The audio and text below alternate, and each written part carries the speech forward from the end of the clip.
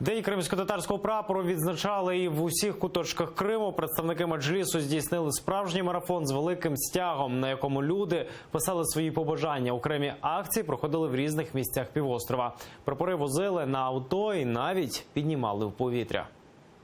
Ялта, Білогірськ, Старий Крим, Феодосія, Керч – це не повний перелік усіх міст та сіл, куди завітав національний кримсько-татарський стяг.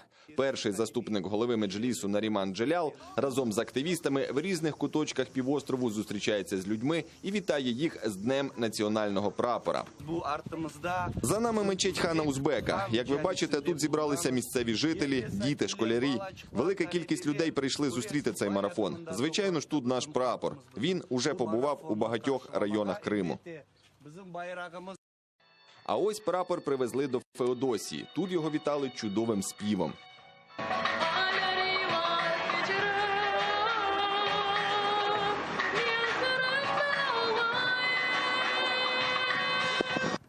В селі Батальне біля Керчі над кримсько-татарським прапором читали молитву.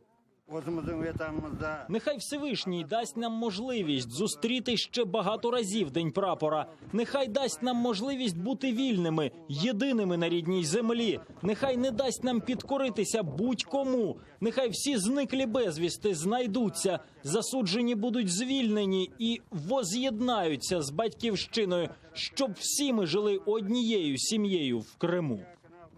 А в селищі Совєтське Ічкі прапор вітали національним пирогом кобєте, на якому красувалася тамга.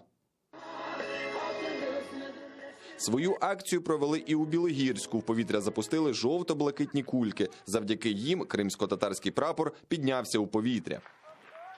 День прапора в Криму також відзначили автопробігом. Десятки машин з вивішеними кримсько-татарськими прапорами проїхалися вулицями.